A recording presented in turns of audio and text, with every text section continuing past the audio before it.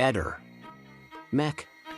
Pallister. Ancora misteri nella triste vicenda della pensionata di Trieste Liliana Resinovic, a partire dagli ultimi dati emersi la mattina nel giorno della sua scomparsa. Telefono del marito spento per 3 ore e anomalia nei consumi di corrente elettrica nel laboratorio di via Donadoni in uso al Visintin. C'è di più. Il mistero più grande riguarda la prima parte del giorno 13 dicembre 2021.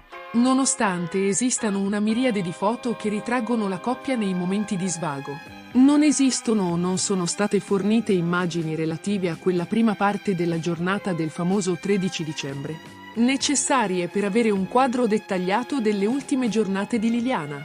Appare infatti anomalo che il Visintin, generoso nel mostrare gli attimi della sua vita insieme a sua moglie, sui social e in televisione, non abbia mai mostrato una immagine relativa a quella prima parte della giornata del 13. Non abbia mai riferito ad alcuno, neanche agli inquirenti, la località o il nome della struttura con la sauna frequentata in quel giorno.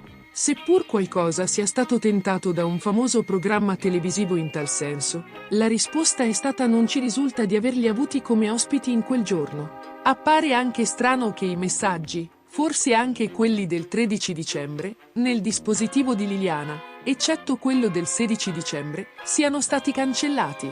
Se il GIP chiede di riverificare le celle telefoniche che interessano i telefoni degli attenzionati a Trieste, andrebbero altresì verificate le celle telefoniche di quel famoso 13 dicembre in Slovenia, poiché stranamente a Kranj, città della Slovenia, esiste giusto una sauna che si chiama Relax.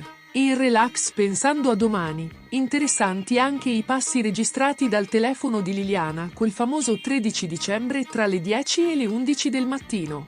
In attesa di riscontro sulle ulteriori indagini da parte degli inquirenti, non ci si dispiaccia se si continua a chiedere verità e giustizia per Liliana. Ehi, non dimenticare di iscriverti a questo canale.